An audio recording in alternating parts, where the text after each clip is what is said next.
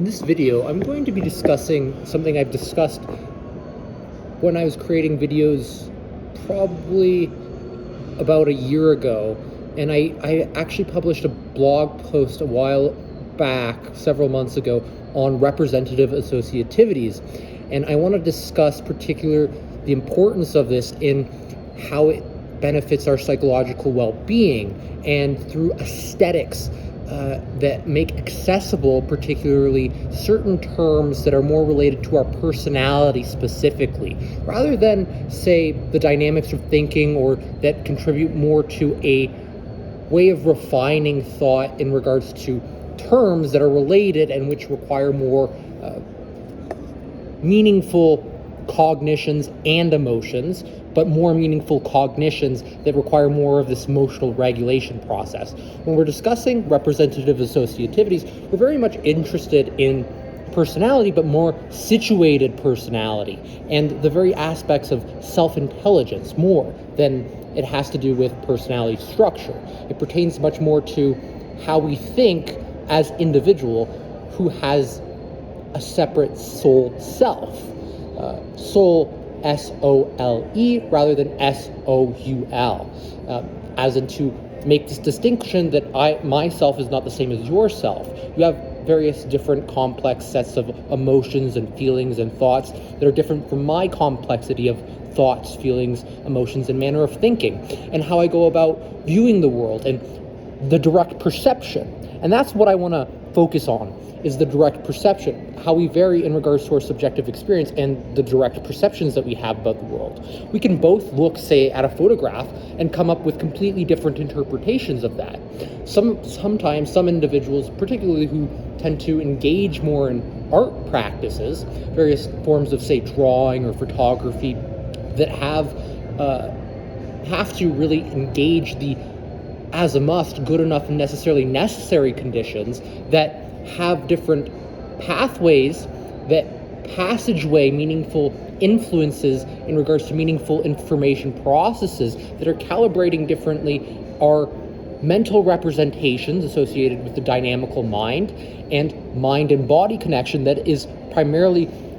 forming these cause and effect relationships that require a subjective-objective relationship to be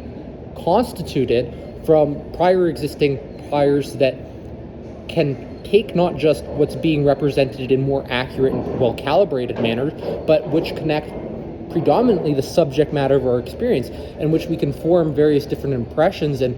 can create these different contortions and contours of meaning that allow us to take what we see in our direct experience and complexify it in regards to our subjective experience. It's really, really hard to sometimes put into analytic terms, and which we can use more prosodic terms, as in poetic language, to be able to communicate effectively the depths of our psyche, what's not necessarily direct to our experience and ephemeral, pertaining to the ethereal realm, which is this realm that's essentially invisible, a domain of existence that's invisible to us. It's where our thoughts are operating, it's where our feelings are operating, and to a great degree, even our emotions, though emotions are a little bit more complex because they do have some aspect that's objective, and that's directly what associates that subjective-objective relationship, or subjectivo-objectivo relationship, that allows us to make these meaningful connections and really bridge the gap between the mind and body, and which our feelings directly influence emotions, and how we can actually cultivate and develop and emerge these meaningful emotions. It's through tapping into our subjective experiences and the aesthetics that have meaning, intrinsic meaning to them, and then thinking about them. Why is that meaningful? And thinking about them in more of these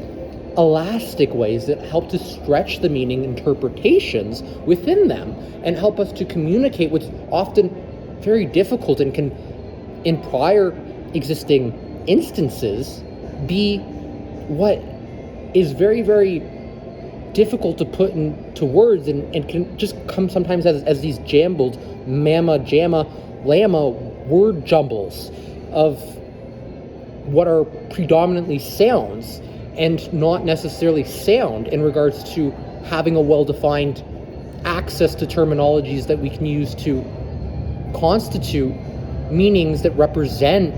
the associativities within our thought process. And representative associativities can help to create access to what is sometimes harder to communicate in regards to the artistic aspects of our direct perception, and which can help to communicate the meaningful aesthetic qualities and properties, specifically the aesthetic properties of our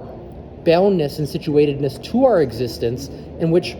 directly situates meaningful emotions that we experience to the affects of meaning, particular, rather than affects, because you can have really strong affects, but they can be completely meaningless, and often those are the ones that terrorize your life. They're the ones that come back to create these traumas that, why the hell did I engage in that behavior? Why was I thinking like that? Why would I ever do that again? And then there can be a sense of even shame and a negative self-deprivation of what tends to be often projected in ineffective manners as blame. And we know individuals who tend to engage in particularly self-blaming and imperfections that they can't tolerate because they have these perfectionist tendencies that form these rigid patterns of thinking that trap them in these ruminations of thinking that prevent the creation of meaning and meaningfulness, and which require us to really tap into more of these aesthetic experiences and creating meaning of affects in affects as we're experiencing them and thinking them, and taking what's vague and creating well-defined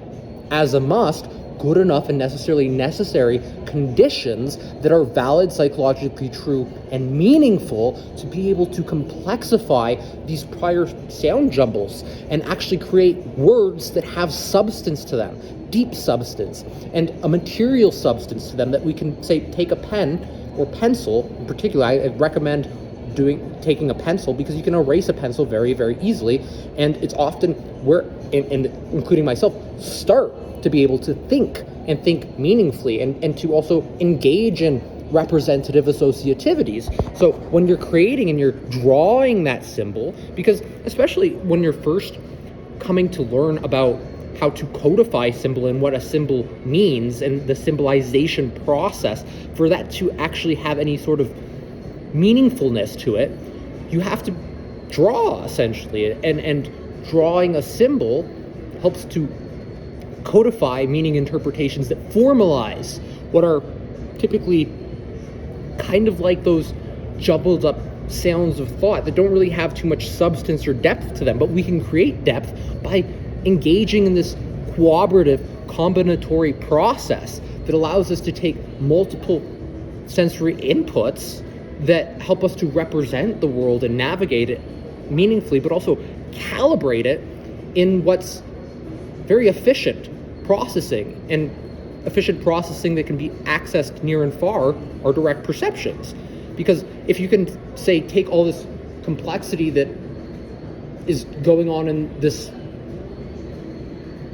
transparent space within our consciousness that's ephemeral being something that's temporaneous, it's temporary, it's moment to moment, and it fleets, it comes and goes, and there's very little to really hold it in one place, and it's always changing and transforming in some sense, and it's not like you ever get that back, but there's certain meanings, and it's really the meaning that allows us to create this everlasting and evergreen elemental of consciousness and our own existence that creates a consolatory self, a self that has these centralizing meanings. And we do have these innate centralizing meanings, and this is why it's very, very meaningful to be able to actually articulate yourself and learn how to do so and learn how to think, because we have certain psychological needs that are actually more objective. And if we don't think, sometimes those jumbled up messes, they can create these massive negativities, and we don't even know why we're experiencing certain negative emotions, and we kind of just want to lash out at existence, and it creates a sort of arbitrary set of not just emotions but affects that can be at times overwhelming. And if you don't have the words to,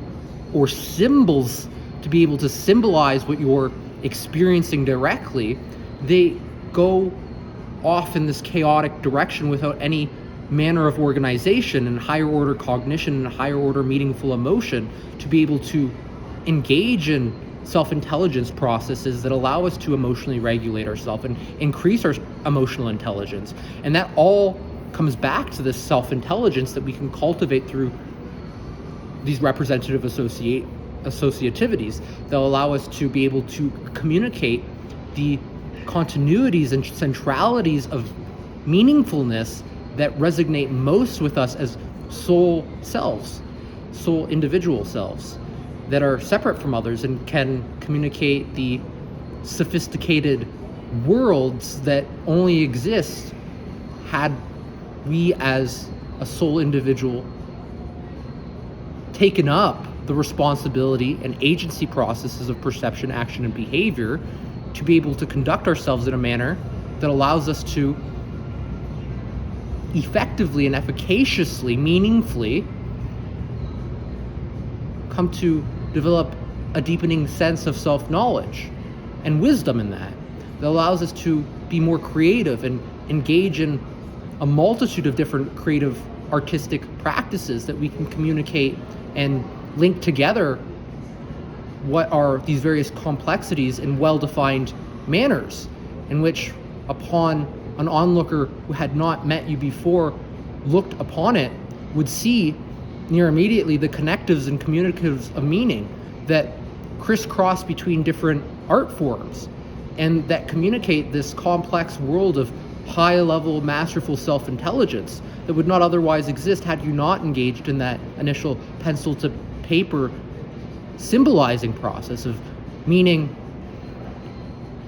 and meaningfulness processing in the creative creations of created meaningfulnesses.